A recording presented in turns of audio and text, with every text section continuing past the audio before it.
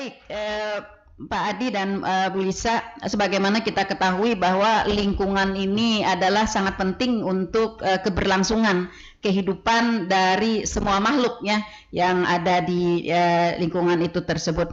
Nah, di awal kita ingin penjelasan dulu nih, apa sih ruang lingkup lingkungan hidup itu dan apa sebenarnya fungsi dari lingkungan hidup itu sendiri. Baik, silahkan Pak Adi atau Mbak Lisa. Oke, Bu Lisa silahkan. Terima kasih. Assalamualaikum warahmatullahi wabarakatuh. Waalaikumsalam warahmatullahi wabarakatuh. Salam sejahtera buat kita semua. Baik, untuk pengertian dari lingkungan hidup sendiri itu adalah kesatuan ruang dengan semua benda, daya, keadaan, dan makhluk hidup termasuk manusia dan juga perilakunya yang mempengaruhi alam itu sendiri, lalu kelangsungan perikehidupan dan kesejahteraan manusia serta makhluk hidup lainnya. Jadi tidak hanya manusia tetapi makhluk hidup lainnya, misalnya ada binatang, hewan, ada tumbuh-tumbuhan juga. Gitu ya? Iya betul. Ya, dari yang besar sampai dengan yang kecil ya, yang berada. Kemudian fungsi dari lingkungan. Tentu lingkungan mempunyai banyak sekali fungsi. Beberapa fungsi yang akan kita dapatkan dari lingkungan, tentu saja untuk tempat kita bersosialisasi. Antar kita manusia ya Bu ya. Iya. Kemudian kita hidup tentu di lingkungan untuk bertahan hidup. Nah, tempat juga untuk kita mencari nafkah. Nah, betul ya. Betul. Kalau orang yang pengusaha berarti kita mengambil kekayaan dari alam, dari lingkungan kita. Iya, petani juga kan mengambil. Iya. Oke. Kemudian sebagai sarana edukasi, misalnya kita bisa belajar dari lingkungan, iya, dari alam. Dan yang terakhir tentu untuk mendapatkan hiburan. Misalnya saja kita berwisata, wisata alam, berarti kita memanfaatkan lingkungan sebagai tempat untuk penghiburan. Dan itu dimiliki oleh Kabupaten Tanah Laut ya. Kita bersyukur sekali potensi wisata yang sangat besar di Kabupaten Tanah Laut. Oke, baik. Lalu bagaimana tentang pengendalian lingkungan hidup? Sejauh mana kerawanan, mungkin kondisi daripada lingkungan hidup kita di Kabupaten Tanah Laut ini? Pak Adi, silakan. Terima kasih. Selamat pagi. Kita sapa dulu pemirsa, pendengar Radio Tuntung Pandang FM Tanah Laut. Semoga dalam keadaan berbahagia ya seperti amin. Itu. Iya, amin. Jadi sudah disebutkan tadi lingkungan hidup ini satu kesatuan. Di situ disebutkan ada potensi sumber daya alam yang kita miliki. Tanah laut ini luar biasa. Namanya tanah dan laut ya. Tentunya potensi tanahnya, datarannya, kemudian ada potensi lautnya. Ini tidak bisa dipisah-pisahkan menjadi satu kesatuan potensi yang sangat besar. Nah, sumber daya alam tanah laut ini sudah kita pahami semua, yang di atas, yang di bawah. Nah, ini kesuburan tanahnya. Luar biasa. Nah, luar biasa. Dengan adanya potensi perkebunan, kemudian potensi tambang, potensi lautnya, saya rasa suatu kebanggaan bagi Bumi Tuntung Pandang ini. Iya, termasuk juga struktur tanahnya ya. Betul sekali ya. Kalau di Banjarmasin kan gitu ya. Gali dikit sudah air gitu ya. Betul. Jadi kita bisa memanfaatkan sumber daya alam yang ada di bawah, di atas dan sebagainya. Nah, tetapi potensi sumber daya alam ini kalau kita tidak kelola dengan garis miring bijak seperti itu, tidak memperhatikan kelangsungan kelestarian lingkungan, maka akan terjadilah namanya kerusakan. Nah, memang tidak dipungkiri dampak dari suatu kegiatan pasti menimbulkan namanya dampak, baik itu positif dan negatif. Hanya saja ada satu kegiatan yang memang konsekuensinya tidak bisa kita hindari seperti itu, tetapi kita bisa meminimalisir namanya dampak yang ditimbulkan seperti itu. Kemudian selama kegiatan itu berlangsung, ini perlu dipahami yang namanya kegiatan, contohlah kegiatan tambang, ini ketika izin atau kegiatan itu dilaksanakan pastilah menimbulkan namanya perubahan-perubahan terhadap bentang alam. Nah, tetapi secara lingkungan ada namanya pemulihan lingkungan pasca tambang seperti itu. Kemudian pasca kegiatan-kegiatan lainnya. Nah, disinilah setiap kegiatan usaha yang ada di tanah laut terutama ini menimbulkan, tadi disebutkan, potensi-potensi kerawanan. Nah, kalau kita semua tidak memperhatikan, tidak melaksanakan dengan kaidah-kaidah lingkungan, baik kegiatan besar sampai kegiatan yang kecil-kecil. Iya. Sebenarnya mulai dari kegiatan yang kecil juga ya, akan menjadi permasalahan pencemaran lingkungan. Betul juga. Sekali, Mungkin baru seiring dengan ini tanah laut sepertinya menjadi tempat pariwisata. Sekarang juga trennya tempat kuliner juga. Betul sekali. Karena ada lautnya tadi, jadi ikan-ikannya ini segar. Betul. Pilihan orang makan ke tanah laut menghendaki ikan yang segar. Betul jadi ya, restorannya, rumah makannya ini tentunya memberikan rasa yang beda mungkin. Nah, ini kesan yang beda gitu. Tetapi perlu diingat, nah, seiring dengan tadi ada kuliner yang tadinya mungkin warung-warung kecil saja, warung pojok seperti itu, tetapi akhirnya warung pojok tapi omsetnya nih omset restoran seperti itu. Ternyata mungkin bisa lebih besar ya daripada restoran. Betul. Jadi kelola inilah nantinya menimbulkan dampak dari satu kegiatan usaha. Nah, demikian juga industri yang tadinya kecil, tadinya sedikit mungkin tambah banyak. Nah, asalnya home industry begitu ya. Seperti itu. Tadinya mungkin home industry pabrik tahu misalnya, tetapi seiring dengan ini doanya semoga usahanya terus berkembang seperti itu. Tetapi ternyata berkembang. Berkembang. Tetapi dalam kurung ini juga produksi meningkat, tentunya ada dampak ikutan namanya limbah. Seperti itu. Nah, ini yang mungkin yang potensi-potensi titik-titik rawan di semua kegiatan. Kalau kegiatan itu tidak dikelola, segmen apapun akan menimbulkan dampak terhadap lingkungan. Baik. Kalau misalnya pada perusahaan-perusahaan besar ya kayak tambang, perkebunan, sawit dan sebagainya begitu ya, itu kan sudah ada aturan ya, undang-undang yang mengatur. Yang sangat dirasakan Pak Adi oleh masyarakat kita begitu ya, pencemaran lingkungan yang dimulai dari hal-hal yang kecil. Ya, hal-hal yang kecil. Kita tahu ya bahwa untuk perkotaan aja wilayah-wilayah kuliner kita yang sudah luar biasa gitu ya. Nah, dimulai dari pencemaran lingkungan mungkin dari seperti yang disampaikan Pak Adi tadi, hal-hal yang kecil gitu ya. Kawan-kawan kita yang punya asalnya hanya kios kecil gitu ya, membuang limbahnya gitu kan di belakang aja gitu kan. Tapi di belakang kan ada rumah penduduk, ada aktivitas orang lain begitu. Nah, apa saja sih Pak jenis-jenis dari perbuatan pencemaran lingkungan ini begitu? Ini perlu dipahami oleh masyarakat kita ya, agar mereka bisa waspada gitu ya. Nah, apakah mereka memanfaatkan misalnya fasilitas yang ada namun tidak dipelihara, termasuk juga mereka melakukan pencemaran lingkungan gitu, atau membuang sampahnya sedikit aja, sampahnya aja dia buang sini-sini aja, kayaknya busuk sendiri. Nah, apakah juga itu yang termasuk? Ini bagaimana nih Pak? Iya, mungkin bisa. Bisa silakan ya. Jadi ada beberapa penyebab pencemaran lingkungan yang patut kita waspadai, Bu. Ya, jadi misalnya saja mungkin kita secara tidak sadar ya, kendaraan bermotor itu bisa menyebabkan pencemaran udara, polusi, karena kan asapnya itu mengandung karbon dioksida, bahan-bahan berbahaya, ada timbal, nah, ada hidrokarbon, ada karbon monoksida seperti yang Ibu bilang tadi. Nah, itu bisa memicu pencemaran udara. Nah, kemudian asap rokok, Bu. Itu juga bisa ya. Malah itu lebih ke kesehatan manusia juga. Polusi paru-paru ya. Betul.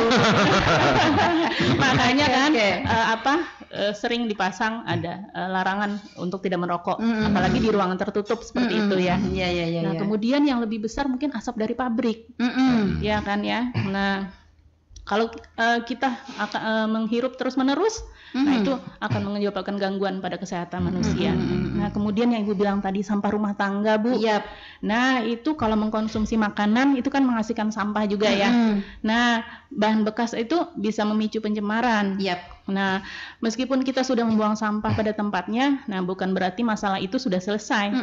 Nah, TPA kita itu kalau tetap masyarakat membuang sampah dengan volume yang semakin besar, TPA kita bakalan tidak akan bisa menampung. Over jadinya ya. Iya. Oke. Nah, lalu ya silakan.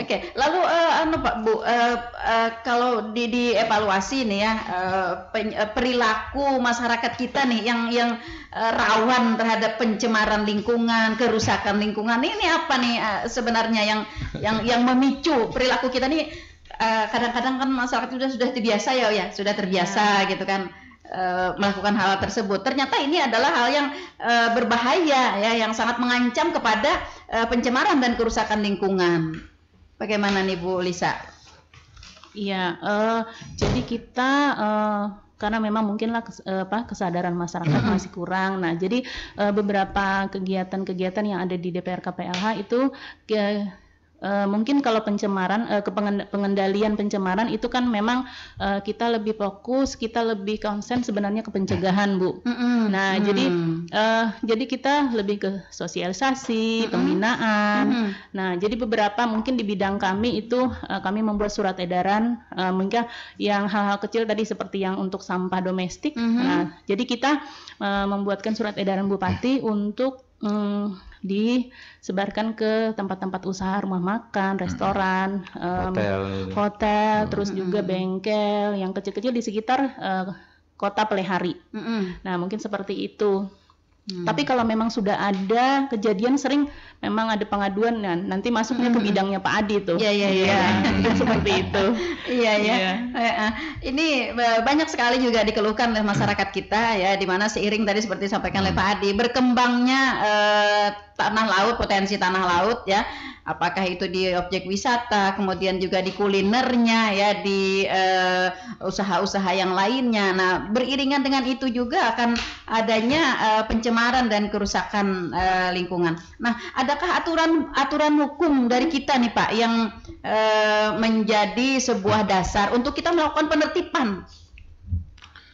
Baik, pemirsa pendengar radio Tuntung Pandang, ini yang perlu kita benahi ke depan. Secara aturan atasnya ya Bu ya, payungnya ini ada undang-undang yang tadinya Undang-Undang 3 2009, kemudian diterbitkan lagi ada Undang-Undang nomor 11 tahun 2020 tentang Cipta Kerja. Kemudian ada PP nomor 22 tahun 2021 tentang PPLH, perlindungan dan pengelolaan lingkungan hidup. Ini memang ada aturan-aturan payung di atasnya. Tadi sudah menjadi catatan bagi kita ya, kompleksitas yang ditimbulkan dari tadinya kecil menjadi besar, ya, kemudian kesiapan kita tanah laut sebagai berkembangnya industri dan sebagainya. Nah, ini tentunya harus ada peraturan-peraturan yang menindaklanjuti peraturan atas, sehingga nantinya tadi disebut Ibu Kartika Lisa bahwa ada instrumen yang dekat dengan kita, misalnya Perda, misalnya ya peraturan Bupati sebagainya, sehingga peraturan ini lebih banyak mengikut sertakan gitu ya Bu ya, beberapa elemen instrumen institusi, sehingga ketika peraturan ini dilaksanakan, ini melekat atau berada di semua lini kegiatan. Oke, kita tahan dulu Pak, ada suara pendengar. Halo, selamat pagi. Pagi Bu. Iya, selamat pagi Pak. Pagi Bang Iwan. Siap. Pagi Pak Adi. Ya, pagi. Bu Lisa nih. Sama-sama Kapit juga, Kapit ngumpul nih. Iya. Jadi terkait dengan Pak hari ini menarik nih kalau kita berbicara masalah lingkungan. Betul. Tidak ada habisnya. Betul sekali. Jadi gini, Pak Adi mungkin yang bisa menjawab ini. Beberapa waktu yang lalu, seminggu yang lalu mungkin, di Kaliurang itu ada pembahasan masalah peraturan daerah Bupati itu ya, tentang rencana perlindungan dan pengelolaan lingkungan hidup. Nah, itu apakah itu aturan itu baru dibuat aja atau gimana itu Pak Adi? Terus di pasal 2 itu di penyusunan RPPLH dilakukan dengan berdasarkan prinsip, di poin C ada keterlanjuran Pak. Jadi gimana perusahaan-perusahaan yang sudah terlanjur menanami daerah aliran sungai misalnya, atau pasca tambang misalnya, sekarang kita berbicara action gitu loh. Actionnya di mana sudah tuh keterlibatan dinas DPRPKLH. Nah, terus kepastian hukum ini yang perlu kita tegaskan di sini terkait dengan sanksi dan lain-lain lah. Kasat mata saja kalau kita ke daerah Kintab itu, di pinggir-pinggir jalan itu banyak itu pasca tambang yang ditinggal begitu saja gitu oleh penambangnya. Sehingga kan kita itu trending topik kan sampai jalan putus gitu kan. Nah, jangan sampai itu terjadi di daerah tanah laut kan. Nah, masalahnya itu yang saya perlu tanyakan ke Pak Adi nih, langkah-langkah apa nih yang sudah dibuat lah, artinya langkah-langkah apa yang sudah itu dalam pemulihan pasca tambang itu Pak, gitu loh. Jadi kita lebih banyak ke action aja gitu loh. Itu aja Pak. Assalamualaikum. Waalaikumsalam warahmatullahi wabarakatuh. Oke, terima kasih Pak Haryanto sudah bergabung di pagi hari ini. Oke, bisa langsung ditanggapi Pak Adi ya tentang action yang sudah kita lakukan ya terhadap beberapa kerusakan lingkungan yang disebabkan oleh tambang, yang disebabkan oleh perkebunan, ya apa yang sudah kita lakukan. Oke, silakan Pak. Baik, tadi kita sebutkan bahwa hari ini kita melaksanakan berkenaan dengan pengendalian pencemaran sebagainya. Tentunya dalam langkah tadi dibilang action seperti itu, nah kami juga memerlukan sebenarnya instrumen-instrumen pendukungnya seperti itu. Jadi kita juga di dalam melakukan tindakan tentunya harapannya ada payungnya seperti itu. Itu juga harus kita benahi gitu. Oke, yang tadi disampaikan oleh Pak Haryanto Pak, ada beberapa waktu yang lalu itu ada Balarom, ada betul. Apakah jadi itu merupakan ini juga salah satu? Termasuk ya. Jadi rencana ini Bu, bukan rencana dalam artian baru saja dibikin, tidak gitu. Memang di dalam RPH ini nomor 5 tahun 2021 itu kita buat dengan dimaksudkan bahwa RPPLH ini melekat ke semua pengambil kebijakan seperti itu. Jadi misalnya kan ada kegiatan-kegiatan kita tadi, ada pariwisata, mungkin ada perdagangan, ada. Nah, ketika kebijakan itu ada di instansi lain juga harus mendasari adanya lingkungan hidup seperti itu. Jadi dalam hal ini semua orang wajib mengelola, melindungi lingkungan hidup. Ini maksud RPPLH seperti itu. Jadi tidak terakumulasi kepada satu institusi di PRKPLH, tetapi lingkungan hidup ini menjadi tanggung jawab bersama. Jadi RPH seperti itu maksudnya. Kemudian langkah-langkah berkenaan dengan tadi memang kita sampaikan berupa himbauan, ini juga dasar daripada pengawasan dari pemerintah tentang tanaman yang terlanjur bahasanya ditanam tadi di sepadan sungai. Nah, sepadan sungai ini ketentuan di tata ruang bahwa ada space, ada buffer zone yang harus dijaga, berkenaan dengan ekologi di situ. Mulai dari pinggir sungai, ada yang 25 meter, 50 meter, tergantung jenis sungainya.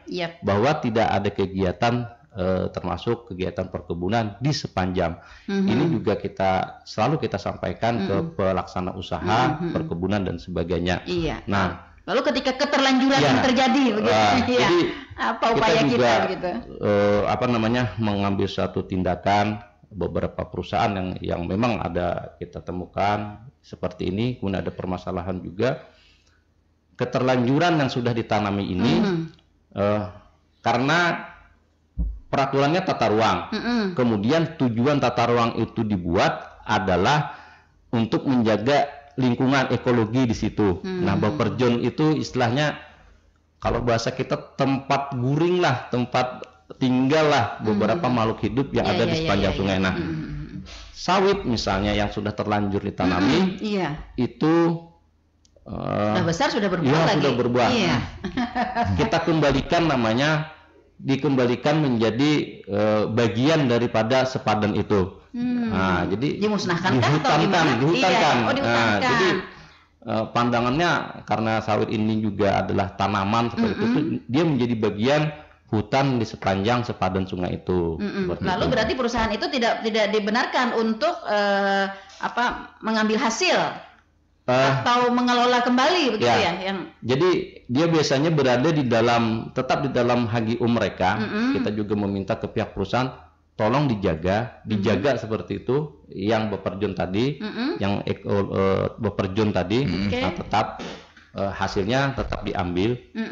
Tetapi ini dijadikan tanaman hutan di sepadan itu.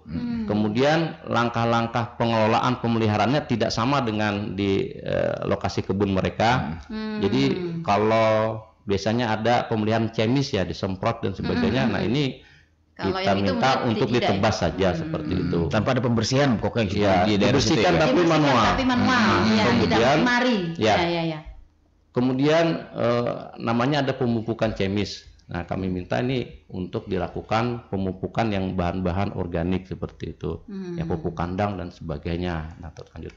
Nah, tetapi sungai-sungai yang berada di dalam HGU itu kita minta untuk dijaga, dipelihara, dilestarikan seperti itu, karena mereka ada namanya kewajiban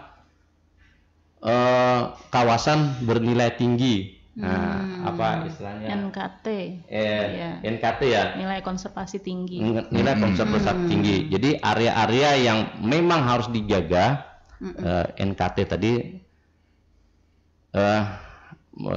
dilakukan namanya konservasi. Bahkan kalau tadi sungainya itu tidak banyak tanamannya, nah ini di baik jenisnya, keanekaragamannya tetap dijaga seperti itu. Nah, itu yang upaya-upaya kita lakukan. Ini juga biasanya kita berikan surat himbauan, kita beri surat permintaan untuk melindungi sepadan sungai yang ada di HGU mereka. Iya, oke. Baik, kita di Suara Pendengar Pak, di live streaming. Ini mereka di live streaming kita ya. Ada Julak Aini ya di Datu Daim. Ya, selamat pagi Julak Aini di Datu Daim. Pertanyaannya adalah kayak apa Pak supaya sungai di pintu air Datu Daim nih bersih? Kayak Bahari, Kawa, Gasan, Mandian, Batatapas dan lain-lain. Amun wahini Pak Ai karena limbah pasar, parabola tuh nah Pak, kada baik lagi banyunya wan babau. Nah, adakah langkah-langkah lagi dari Dinas Pian amun buahan pasar nih bahan nujua membuang sampah ke sungai? Nah, seperti itu. Curhat sekali sih Din lah. Iya, curhat sekali. Ya, betul sekali. Tadi seperti disampaikan oleh Pak Adi kan, kita memang harus memelihara ya kondisi sungai. Kalau kondisi sungai itu berada di kawasan perusahaan, berarti kan kewenangan perusahaan ya. Betul. Nah, lalu kondisi sungai kayak di pintu air nih bukan di perusahaan. Bagaimana nih, Pak? Itulah yang kita sebut tadi lingkungan tanggung jawab bersama gitu.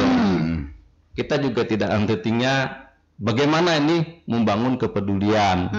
Jangan dijadikan sungai sebagai tempat membuang sampah. Kuncinya kan seperti itu. Bak sampah terbesar. Jadi kepedulian ini tidak saja istilahnya tidak selalu diinisiasi oleh dinas seperti itu. Beberapa kegiatan-kegiatan yang dipelopori oleh masyarakat.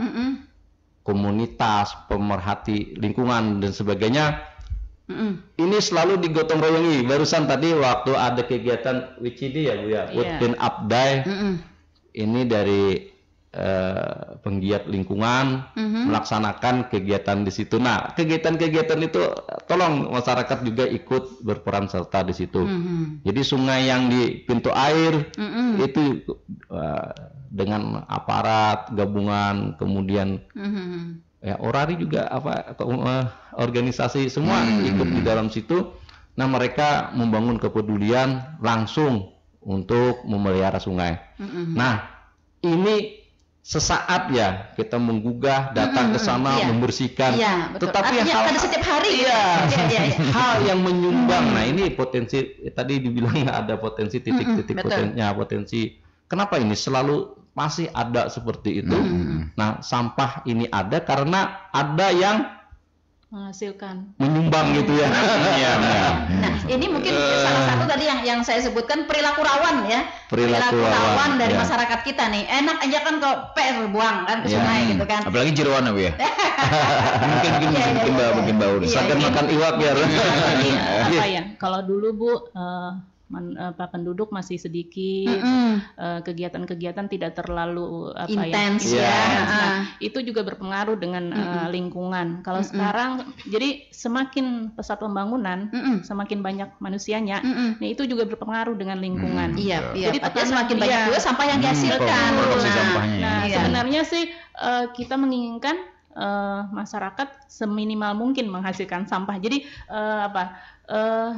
arahnya seperti itu. Jadi diharapkan masyarakat lebih sedikit menghasilkan sampah.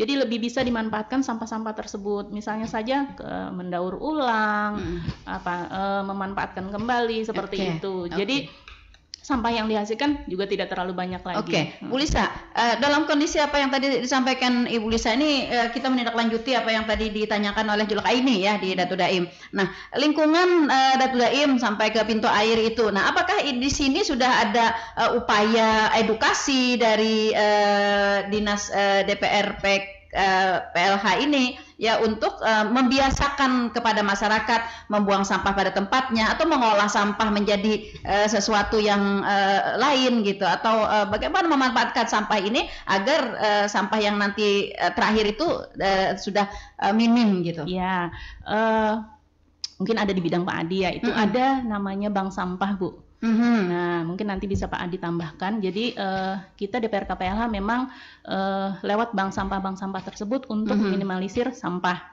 Jadi sampah yang kita hasilkan itu tidak langsung dibuang ke TPA. Jadi diharapkan dengan adanya bank sampah itu bisa dimanfaatkan, jadi bisa bernilai ekonomis.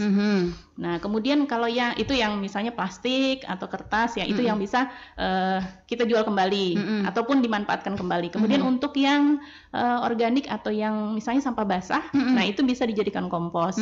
Nah, itu kalau kompos nanti akan jadi pupuk. Itu juga akan bisa kita gunakan. Kalau memang banyak bisa kita jual. Kalau tidak bisa kita pakai sendiri untuk pupuk di tanaman kita di rumah, mungkin seperti itu. Nah, lalu di kawasan pintu air sendiri Pak, ini kita menindaklanjuti nih apa yang disampaikan oleh Juluk Ius. Adakah sudah secara intens mungkin ya edukasi-edukasi seperti ini nih ya, atau mungkin sudah ada bank sampah di sana, sudah ada tempat pengolahan sampah, sudah ada tempat pengolahan pupuk organik begitu Pak, bagaimana? Untuk di lingkungan pasarnya sendiri ya Bu ya, ada di pintu air. Ini memang belum optimal. Itu kita ada sana di rumah kompos namanya, yang dikelola sendiri oleh pasar. Jadi kita sudah ada bangunan di sana yang memang belum optimal karena ini juga perlu proses SDM yang mampu gitu. Jadi harapan kita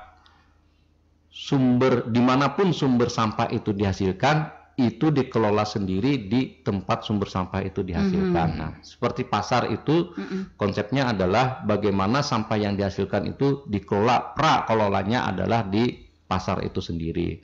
Nah, pemilahan dan sebagainya arahnya sudah ke sana, fasilitasnya juga sudah ada seperti itu, tinggal bagaimana ini dilaksanakan kemudian. Nah, selanjutnya dari potensi sampah yang ada di tanah laut, ini sudah ada hitung-hitungan seperti itu ya.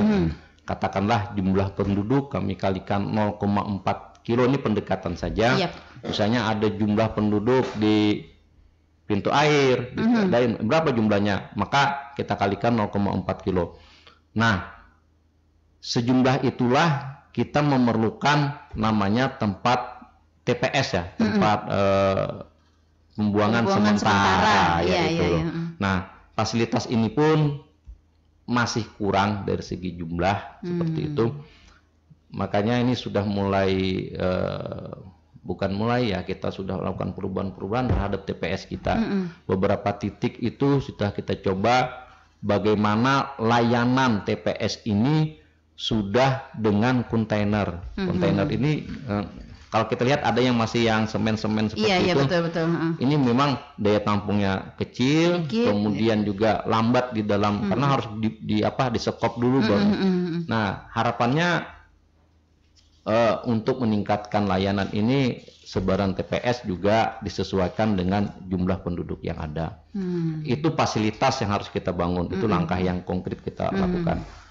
Kemudian sosialisasi ini dari sekolah, Bu, ke kegiatan PKK, ke desa juga ya, itu kita lakukan. Bagaimana tadi kita bangun kepedulian, kemudian bagaimana kita caranya memanfaatkan sampah, kemudian dari peduli manfaat ini syukur-syukur sampah ini dapat bernilai. Nah, ke desa sering kita lakukan beberapa sosialisasi seperti itu. Kemudian bank sampah ini juga sudah tersebar di kecamatan, di desa juga, walaupun jumlahnya harapan itu satu desa itu ada satu seperti itu kan, 135. Ini baru terbangun sekitar 34 bank sampah. Dari 135 bank sampah inilah suatu kelembagaan yang dapat kita bina. Kemudian dari situlah kita bisa mengelola secara bersama. Nih, kalau sampah plastik sekarung itu tidak terlalu bernilai, tetapi kalau terkumpul 1 ton seperti itu, nah baru ini bisa diolah secara efisien. Nah, seperti itu. Jadi pembinaan kita tidak person ya. Nah, kalau person biasanya mereka datang di PRKPLH. Nah, tetapi secara kelembagaan kita wadahi di dalam namanya bank sampah. Nah, seperti itu bentuk pembinaan kita. Oke, iya. Baik, Julak Aini ya, itu ya jawabannya. Jadi memang pengelolaan sampah di wilayah pintu air dan sekitarnya gitu sampai ke Datu Daim belum maksimal ya Pak ya, belum maksimal ya, karena keterbatasan juga. Namun dari pihak lingkungan hidup sudah membuat ada rumah kompos tadi ya. Nah, kemudian juga melakukan edukasi-edukasi. Nah, tinggal ke depannya lagi bagaimana peran serta masyarakat ya Pak ya. Peran serta masyarakat merubah perilaku ya, merubah perilaku kita yang biasanya enak per ya ke sungai gitu kan ya. Nah, bagaimana kita merubah perilaku bahwa sampah ini bisa bernilai ekonomis gitu ya. Betul. Nah, seperti itu. Ini terkait limbah nih Pak Adi. Apakah juga di PRKPLH sudah mempunyai sebuah alat yang mungkin yang seperti sentral pengolah limbah dengan baik dan benar seperti IFAL yang ada di rumah sakit mungkin. Dan saya pernah lihat juga di televisi bahwa ada beberapa resto atau kafe yang sudah memiliki IFAL seperti ini di Pulau Jawa ya. Jadi bagaimana di Tanah Laut sendiri mungkin apakah ada hal-hal seperti ini? Mengolah limbah yang baik, dan mungkin biofilter mungkin atau bagaimana? Jadi ini kita atur juga seperti itu dengan PPLH nomor yang baru yang ada ini. Kita berupaya limbah itu dikelola dari sumbernya. Pada skala usaha besar, industri ini kewajiban mereka untuk mengelola sampah ya. Nanti supaya tidak rancu, kalau yang dihasilkan dari masyarakat, yang dari rumah tangga itu namanya sampah. Sampah. Sisa hasil kegiatan, sampah yang tidak ada manfaat dan nilainya lagi gitu. Sampah. Nah, tetapi kalau yang dihasilkan karena produk dari suatu industri namanya limbah. Nah, jadi limbah maupun sampah namanya, kalau itu ada di satu kegiatan usaha, mereka wajib mengelolanya. Nah, atau bekerja sama dengan pihak ketiga seperti itu. Nah, kalau untuk limbah cair IPA ini sudah kewajiban yang include tadi Bu di dalam instrumen dokumen lingkungan, ini pencegahan yang tidak dilihat orang ya seperti itu. Ada kewajiban mereka untuk, nah ini membatasi, silahkan melakukan kegiatan usaha, tetap juga ada ketentuan lingkungan yang harus dilaksanakan seperti itu. Jadi kewajiban IPA. Kemudian ini juga ada aturan-aturan yang belum mungkin melekat di daerah kita ya. Untuk dikatakan hotel, kayaknya kriteria hotelnya nggak masuk seperti itu. Tetapi bukan masalah itu kecil tidaknya, kecil tapi banyak sebenarnya. Bukan artinya hotel atau wismanya begitu ya. Ternyata banyak pengunjung ke sana gitu ya. Nah, mudah-mudahan nanti institusi apapun, instansi apapun nanti yang berkaitan dengan mengeluarkan izin misalnya perhotelan dan sebagainya, nanti include mengatur juga tentang pengelolaan lingkungannya. Termasuk pengembangan pasar sebenarnya juga harus include dengan pengelolaan lingkungannya. Pengembangan perumahan misalnya, itu juga harus include dengan pengelolaan lingkungannya. Jangan sampai nanti pembangunan atau pengembangan di daerah Kabupaten Ternate justru akan membebani namanya ya, membebani lingkungan itu sendiri. Nah, seperti itu. Tadi Bu Lisa sudah bilang tadinya orangnya sedikit, masalah buang sampah ke sungai itu sebenarnya tidak permasalahan. Tetapi lingkungan itu, sungai itu punya toleransi namanya. Nah, kalau yang seikung diikuti banyak orang, nah ini yang sampahnya akhirnya tidak terurai seperti itu, menimbulkanlah masalah. Nah, apalagi sampahnya sampah campur baur ya. Campur baur, plastik, kaleng, macam gitu kan ya, yang lambat hancur gitu kan ya. Jadi sampah itu tidak akan bernilai selama tercampur. Kuncinya adalah tadi kita pengelolaan sebagainya itu adalah pemilahannya itu sendiri. Dan sampai saat ini tidak ada alat ya. Nah, mungkin masih berupa rancangan bagaimana alat yang bisa otomatis memilah. Kita lah tangan manusia yang bisa. Hanya secara manual tangan manusia ya. Jadi tadi kita katakan peduli itu bagaimana kita peduli melakukan langkah awal pada setiap diri orang. Kemudian bagaimana ini bisa kita lihat sampah yang tidak bermanfaat tadinya menjadi bermanfaat. Lalu bagaimana tindak lanjutannya adalah bagaimana sampah ini menjadi bernilai. Itulah yang maksud kita bahwa permasalahan sampah ini menjadi permasalahan bersama. Dan solusinya pun adalah solusi bersama. Seperti itu. Oke, baik. Nah, ini juga ada permasalahan nih Pak.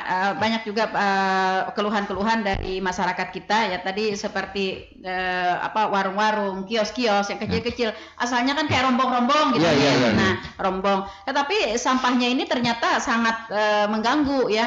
Karena ini masalahnya sampah kecil, dianggapnya kecil gitu ya. Jadi ditumpuk atau dibuang begitu saja ya, dibiarkan. Padahal itu juga sangat mengganggu karena ada rumah penduduk, karena ada interaksi yang lain di sekelilingnya begitu. Nah, terhadap pencemaran atau perbuatan seperti ini, Pak, apa yang bisa kita lakukan nih, Pak, terhadap masyarakat kita? Ya. Adakah aturan hukum gitu yang bisa mengikat, yang bisa memberikan semacam hukuman atau apa begitu? Ya. Ini apakah disebut yang harus disempurnakan, harus ditindaklanjuti seperti itu ya Bu ya? Aturan yang katakanlah memaksa, mengikat, kemudian aturan itu bisa diukur, membuang sampah melanggar itu memang secara ke bawah kita belum ada itu. Nah, mudah-mudahan ini juga kalau peraturan itu mendasari ya, mendukung ini kita juga dari sisi lingkungan juga akan sangat terbantu gitu ya. Misalnya kita punya perda, nanti kita bergandeng dengan teman-teman penegak perda seperti itu ya, bahwa pelanggaran membuang sampah itu ada dasar pelanggarannya. Kalau dengan Undang-Undang 32 tadi sendiri Pak, apakah kita tidak bisa menjerat dengan hal-hal seperti itu? Iya.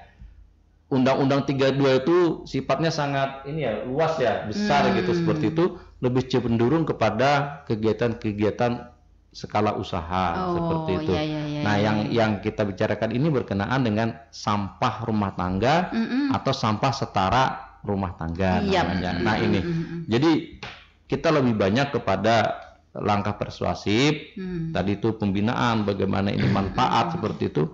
Tapi kita juga sudah mengembangkan inovasi-inovasi bagaimana sampah restoran, sampah rumah makan, ini sebenarnya selama itu sampah organik, kita bisa mengolahnya menjadi manfaat.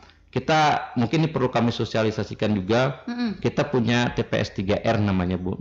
Apa itu, Tempat pengolahan sampah reuse, reduce, dan recycle yang ada di Gang Rahayu sebenarnya. Belakang Sinar Hotel. Iya ini. Ya. Okay. Jadi kami kembangkan, kami coba ya, kami laksanakan seperti itu. Beberapa rumah makan itu sudah kami tempatkan namanya tong komposter seperti itu. Nah, ini kita bawa. Jadi mereka membuang sampah setiap hari, sampah organik tadi, jangan plastik ya. Ini khusus pengelolaan sampah basah, namanya sampah. Ini inovasi kami. Jadi kami tempatkan di pedagang pencok, sayur sebagainya. Lalu itu setelah biasanya sampai seminggu tergantung aktivitas. Kalau rumah tangga tuh, kalau Ibu Nelly misalnya masak 3 bulan tidak akan penuh-penuh. Karena sering makan di luar. Jadi di pemukiman ini kita kembangkan juga.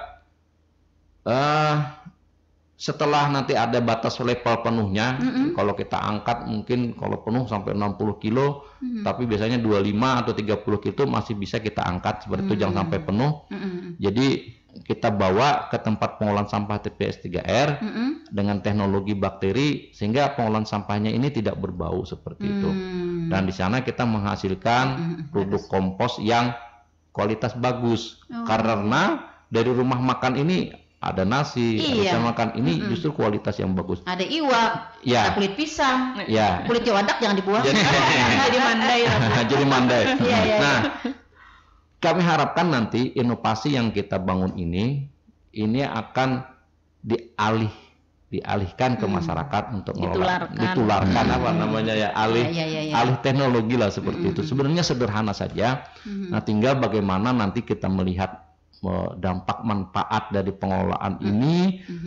Kalau signifikan berpengaruh terhadap pengurangan sampah, nah saya rasa tinggal memperbanyak fasilitas komposternya, dan juga mengedukasi masyarakat ya agar mereka lebih berperan, karena ini kan sebenarnya peran serta masyarakat yang dituntut sekali itu. Begitu. Iya, karena bagaimanapun juga lingkungan hidup tidak bisa berbuat lebih banyak tanpa ada bantuan atau peran serta dari masyarakat. Nah, di sini tadi yang diperlukan kita juga untuk lebih menyadari bagaimana kita dapat meminimalisir untuk membuang sampah ke tempat-tempat yang ibaratnya bisa mencemari lingkungan. Oke. Iya, baik, di suara pendengar. Halo, selamat pagi. Selamat pagi, assalamualaikum. Waalaikumsalam warahmatullahi wabarakatuh. Bu Armah, apa kabar? Alhamdulillah. Iya, sehat. Iya, semangat. Oke, silahkan Bu Armah. Yang dimaksud sampah itu, Bunda, apakah sampah yang dalam rumah tangga aja atau sampah-sampah kotoran? Ya, boleh dibilang yang belanja tuh sapi. Kayak kotoran hewan ya. Apa yang dianggap sampah juga kan itu parak banget, Bunda, lawan rumah itu. Betul itu.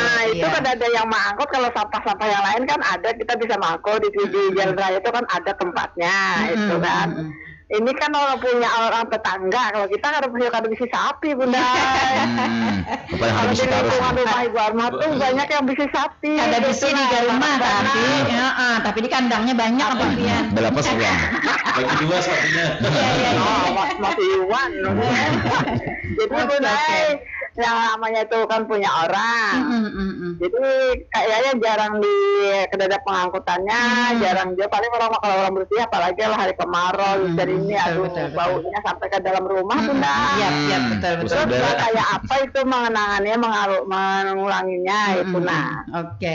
Nah, kalau sampah-sampah yang biasa kan ada tempatnya, sampah biasa itu ada. Tapi yang ini nih yang kadang-kadang baunya sampai ke rumah. Solusinya mungkin solusinya bagaimana Pak Adi? Iya, betul. Oke. Nah, jadi lo minta itu aja Bunda, kayak apa misalnya kayak itu. Iya, oke, Bu Irma. Kayak itu Iya, terima kasih. Oke. Maaf banyak Bunda lah. Semuanya Bapak salam sehat semuanya. Oke, terima kasih. Iya, betul. Nah, ini kan dari hal yang kecil ya Pak ya. Dari hal yang kecil. Makanya tadi saya bilang tadi sebenarnya permasalahannya dari hal yang kecil begitu ya. Ya sampah rumah tangga, sampah warung-warung, kios-kios yang kecil dibuang. Tapi ketika menumpuk dia mengganggu kepada orang lain. Nah, sama apa yang tadi disampaikan oleh Bu Arma ya. Kandang sapi tapi di dekat rumah orang lain begitu, tidak dipelihara, tidak dibuang, tidak disterilkan begitu. Akhirnya mengganggu dan ini menjadi pencemaran lingkungan. Memadahi kedak awal boleh jadi lihat radio aja barang. Udah mendengar sebelah aja. Oke, baik, silakan ditanggapi Pak Adi. Inilah Ibu yang menjadi suatu permasalahan lingkungan. Tadi di depan kita sudah menyebut lingkungan itu satu kesatuan ruang gitu ya Bu ya. Nah, kalau kita berbicara dulu gitu ya, Ibu yang tadi Ibu siapa Ibu? Bu Arma. Bangun ya. Ya ini satu kesatuan ruang gitu loh. Nah, kalau dulu ruangnya ini masih luas, Ingus Sapi 10 masih jauh. Nah, sekarang yang perlu kita seiring dengan perkembangan jumlah penduduk, nini, anak sampai ke cucu. Orangnya bertambah, lingkungan ada bertambah-tambah ya kan? Iya. Nah, sehingga nanti ruang tadi menjadi pembatas namanya. Nah, menjadi pembatas. Jadi kalau dulu permasalahan 10 ekor sapi dipelihara di belakang rumah itu tidak ada apa-apa. Nah, tadi kalau berbicara dengan pengendalian preventif, apakah nanti kita memerlukan aturan juga? Misalnya hanya 5 ekor kah, 10 ekor kah? Maksimal yang bisa dipelihara di belakang rumah gitu ya. Iya. Karena selebihnya bisa dititipkan sebaliknya atau ada satu kawasan. Nah, jadi ini ada namanya implikasi. 1 ekor sapi masih tidak mengganggu, 2 ekor sapi tidak mengganggu. Nah, saya amati 5 ekor sapi ini biasanya batas kemampuan skala rumah tangga untuk memelihara. Lebih dari itu biasanya kada keangkutan lagi sudah, kada kebersihan lagi kandangnya seperti itu. Karena kotorannya sudah cukup banyak ya. Cukup banyak. Nah, aturannya yang mengatur itu hanya kepada gangguan. Kalau kami bahasakan itu ada toleransi lingkungan namanya. Bagaimana orang menerima bunyi, bau. Nah, seperti itu. Nah, tentunya batasan, namanya ada batasan toleransi ini. Kalau sapinya 3 tadi masih tidak berimplikasi terhadap. Nah, kalau sudah lebih dari 5 biasanya akan mendapat gangguan di lingkungannya. Bumi Jaya, di desa Bumi Jaya di Tanah Laut mungkin hal yang biasa ya. Tetapi kalau di luar dari desa itu, mungkin desa yang lain atau di kota, ini sudah menimbulkan namanya gangguan. Nah, kita dari lingkungan hidup ini definisinya kalau tadi jadi usaha namanya limbah kandang, bukan sapinya mengeluarkan sampah, tidak. Namanya limbah kandang. Nah, sekarang kalau tadi dalam kurung bahwa tidak dikelola pasti menimbulkan masalah.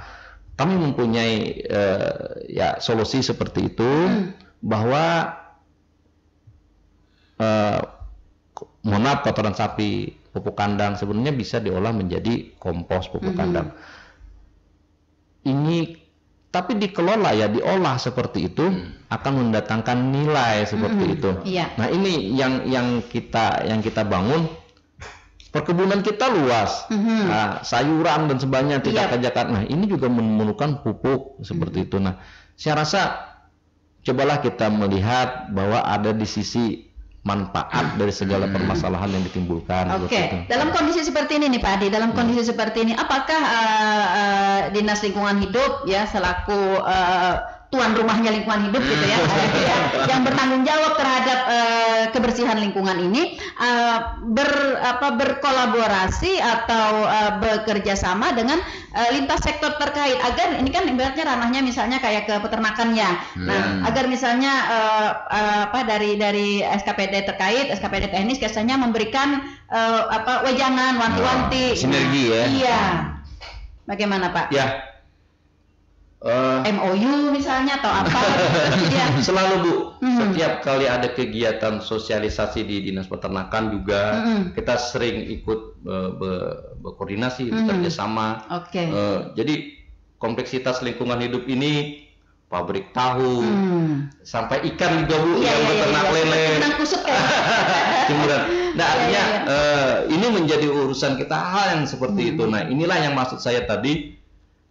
Ada keterlibatan semua institusi berkenaan dengan ini. Nah, bagaimana misalnya kandang sapi, ayam dan sebagainya, kita juga melihat bahwa itu ada potensi tadi ya, potensi yang bisa dikembangkan dari sisi peternakan. Tetapi perlu diingat kegiatan peternakan misalnya, perikanan misalnya, atau tadi sudah pertambangan sebagainya, kita harus membuka juga gitu loh. Pasti menimbulkan satu dampak, pasti menimbulkan satu ikutan. Jadi kelola produksi harus include dengan pengelolaan lingkungannya. Nah, kami sering menyampaikan ke pengusaha, ke masyarakat bahwa jangan lupa dari keuntungan produksi itu ada biaya lingkungan yang harus disiapkan seperti itu. Nah, itulah yang harusnya ini disadari gitu semua orang ya. Jangan kaget loh, ini kok ada sampahnya, kok ini ada limbahnya. Nah, ini menjadi permasalahan ke orang lain. Nah, jangan keuntungan dari satu usaha, ingat dikurangkan lagi biaya lingkungan seperti itu, jangan lupa. Oke. Begitu ya Bu Armah. Oke, terima kasih sudah bergabung di pagi hari ini. Ini masih di Suara Pendengar Pak, di live streaming kita ini ya, di live streaming kita di Facebook.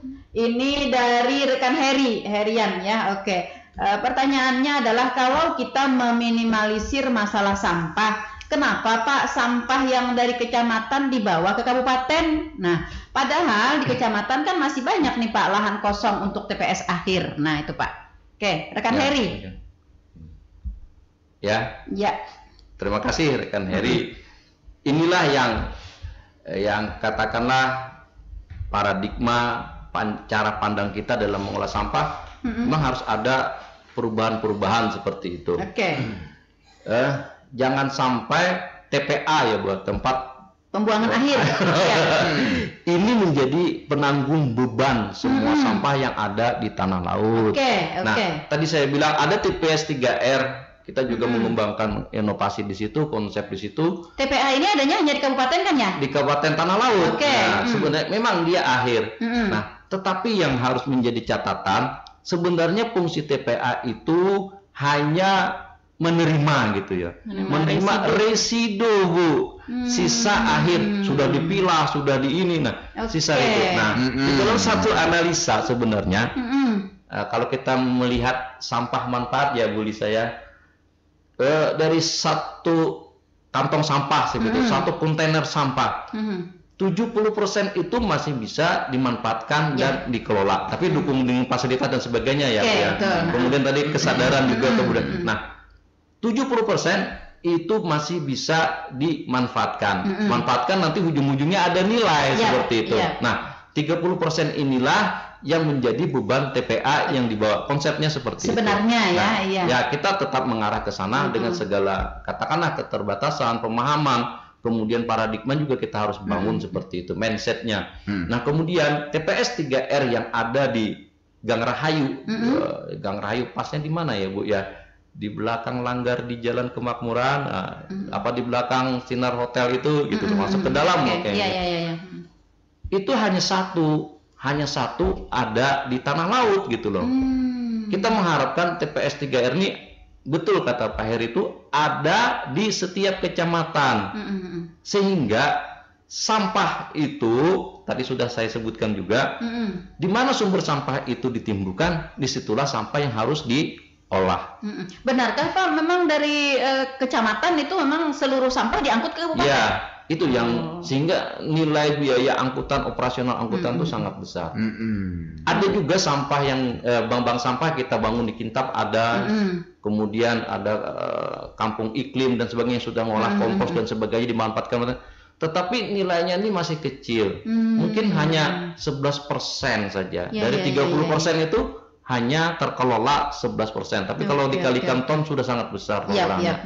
Nah, kalau kita idealnya ini yang masih perlu kita tingkatkan ya Pak. Betul, artinya ayo kita lihat sisi sampah itu adalah sumber daya alam yang sumber daya alam baru kan namanya, sumber daya alam dari sampah. Kalau kita bilang sumber daya alam yang tidak terbatas juga bisa, karena sampah ini selalu dihasilkan selama manusia. Betul. Gitu. Saya rasa ini yang kita bangun. Coba inovasi-inovasi, sudah kita sampah menjadi pupuk organik cair, sampah padat, sampai kita juga gandeng beberapa pelaku, mungkin pengumpul sampah ya Bu ya. Ini sudah mereka hubungannya ke pabrik-pabrik sampah di Jawa, sehingga plastik-plastik yang terkumpul dari kelembagaan bank sampah itu benar-benar sudah ada nilai gitu ya, ekonomi. Ini sudah kita laksanakan, sudah berlangsung. Kita punya rekanan bagaimana sampah yang dikumpul di bank sampah ini bisa tersalurkan. Syukur-syukur nanti ada nilai ekonomi. Pastilah kalau misalnya dikelola berarti akan ada nilai. Jadi saya setuju dengan Pak Heri ini. Iya, betul Pak Heri. Iya, sampah ini sedekat mungkin kita olah dari sumbernya. Ini nanti pengaruh dampaknya adalah ke biaya operasional. Kalau selama ini memang diangkut ke Plehari ya, tadi seperti yang disampaikan oleh Pak Adi ya Pak Heri, karena masih keterbatasan kita ya, peran serta masyarakat, kemudian fasilitas kita. Kondisinya sekarang bagaimana KTPA Bakunci, Pak? Kondisi sekarang apakah masih bisa menampung atau sudah over banget? Udah mulai bingung naruhnya di mana. Itu mungkin bahaya. Ini kita juga harus berpikir, ini yang saya rasa ini juga satu yang emergensi juga, saya bilang begitu. Kita tidak berpikir 10 tahun ke depan ya.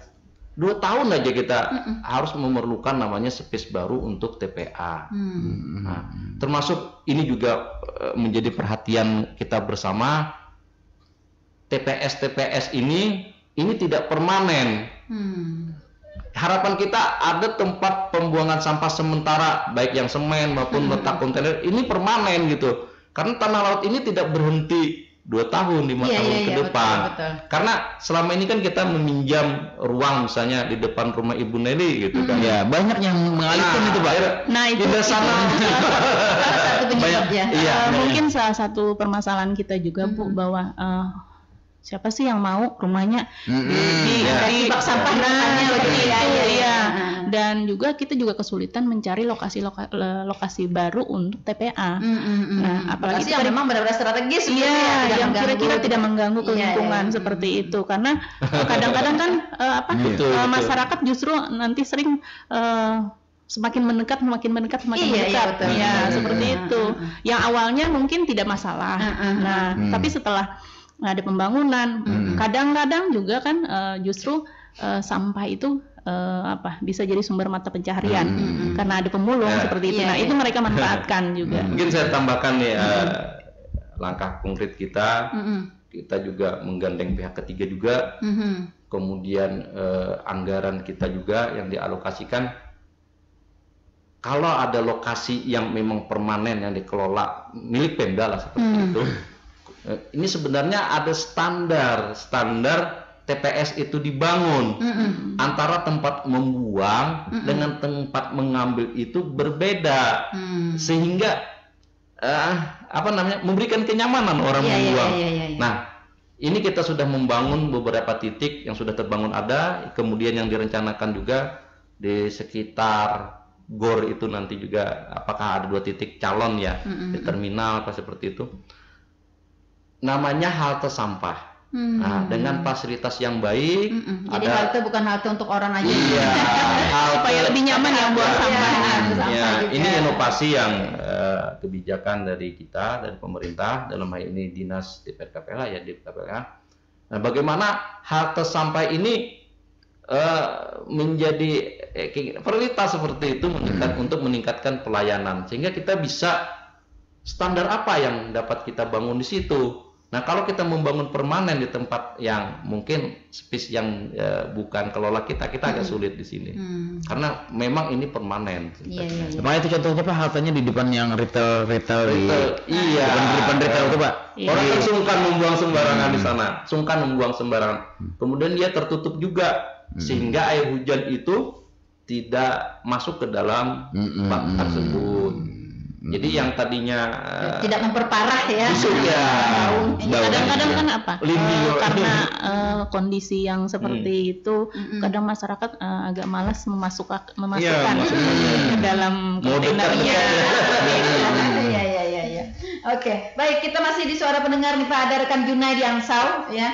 Ini pertanyaannya Pak, adakah Pak terobosan dari Dinas LH untuk memberikan apresiasi atau kompetisi kampung bersih? Nah, untuk menciptakan semangat lingkungan bersih, karena sekarang zaman pencitraan Pak. Ya. Oke, terima kasih rekan Junai di Angsau sudah bergabung di pagi hari ini. Oke, ini tentang kampung bersih nih Pak. Ya, selama ini nih, ya betul. Ini untuk memicu semangat mungkin maksud Junai ini. Oke. Langsung saja Pak, jawabannya tuh ada gitu ya. Jadi, tapi kita tidak berdiri sendiri dalam hal ini. Kita juga ya, bahasa Banjar kita juga. Asal dipahami aja, paham aja. Kita juga berkolaborasi, bekerja sama. Ada kegiatan PKK seperti itu. Mereka juga mengadakan lomba. Lomba ini muatannya juga lingkungan hidup. Kemudian dengan PMD juga itu ada lomba desa. Mungkin lomba namanya desa. Kalau di program kita itu namanya program Kampung Iklim, Bu. Iya. Nah, jadi di situ masuk semua stakeholder sebenarnya gitu.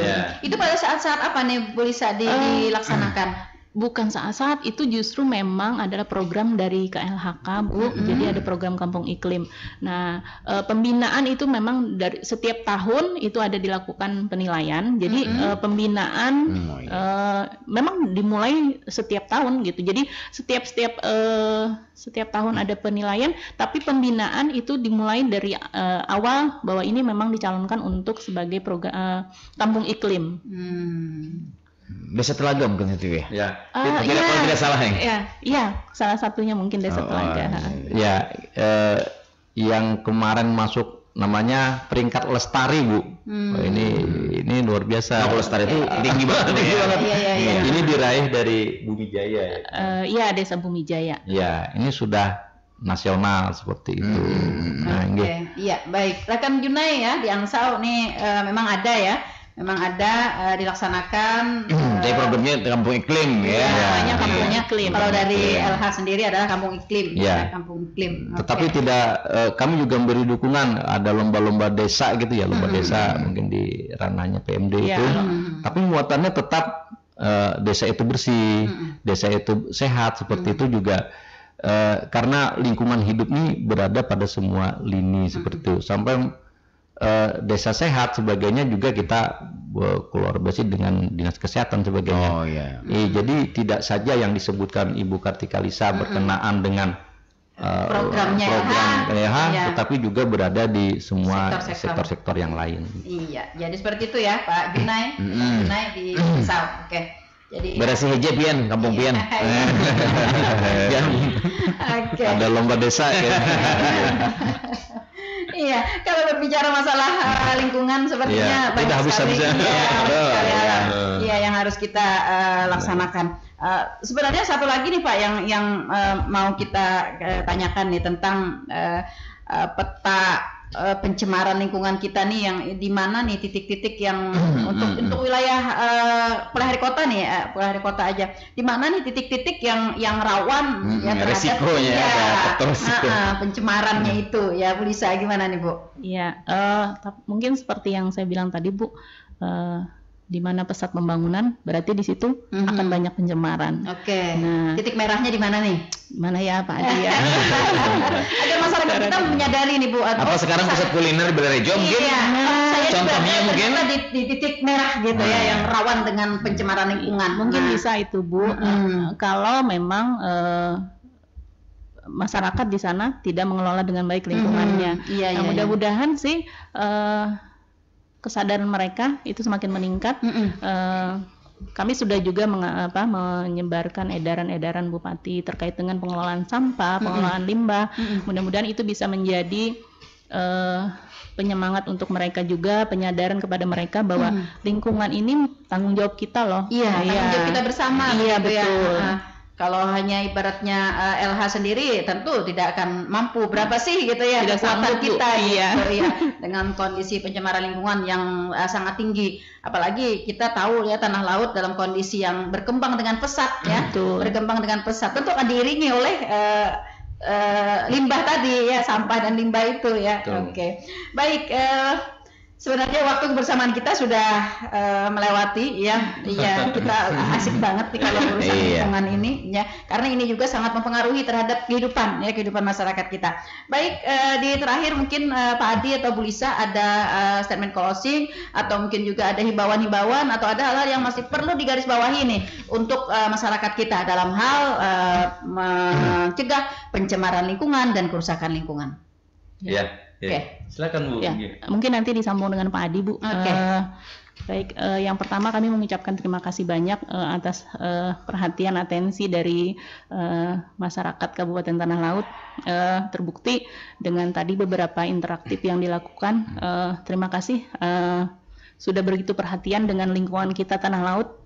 Mudah-mudahan kedepannya kami tentu saja DPR KPLH dengan dibantu masyarakat, dengan SKPD lain itu bisa berkolaborasi untuk menjaga lingkungan kita lebih baik lagi. Kemudian mungkin mari kita rawat lingkungan hidup kita hari ini untuk kehidupan kita yang lebih baik buat besoknya. Kemudian menjaga lingkungan itu bukan hanya angan-angan, tapi harus dengan tindakan. Mungkin seperti itu. Silakan Pak Adi. Ya. Silakan Pak. Jadi sesuai dengan tema hari ini, bahwa pengendalian lingkungan hidup, potensi dampak pencemaran lingkungan kita sampaikan tadi.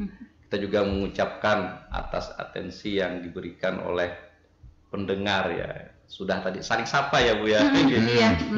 Cukup banyak Pak, ada 7 pendengar kita yang berkontribusi ya. Terima kasih semuanya.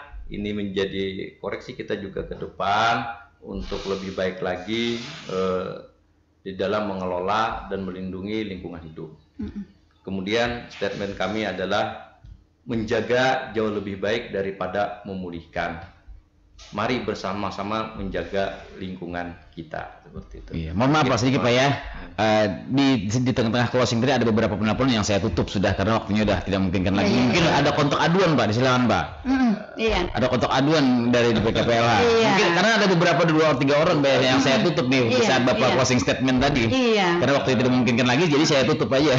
Ada nomor kontak misalnya yang bisa dipakai untuk mereka mengadu nih Pak. Seperti tadi mungkin kayak Bu Arma, ini naruh tangga dulu nih kayak Bapak Nina. Kontak aduan lah. Aduan. Ada Pak 08. Baru ini kebetulan saya kurang kurang apa ya? Nanti kita sampaikan kemudian karena ada perubahan nomor kemarin. Jadi Bu di DPR KPLH itu ada beberapa aduan yang kita satukan nantinya. Jadi ada PGU berkenaan dengan lampu, kemudian kebersihan kota. Kemudian lagi dengan termasuk aduan-aduan lingkungan.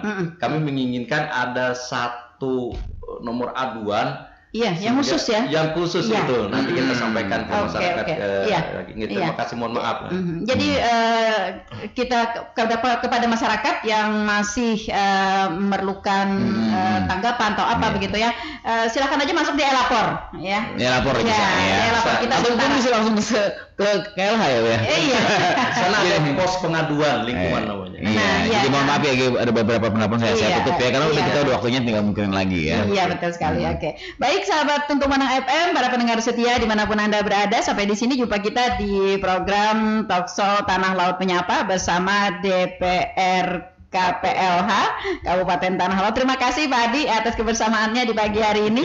Terima kasih Mbak Lisa. Iya, mudah-mudahan apa yang kita perbincangkan ini akan menambah wawasan pengetahuan bagi masyarakat kita sehingga dapat meningkatkan peran serta masyarakat dalam hal menjaga lingkungan agar terhindar dari pencemaran dan kerusakan ya. Karena bagaimanapun juga peran masyarakat sangat diperlukan dalam hal ini.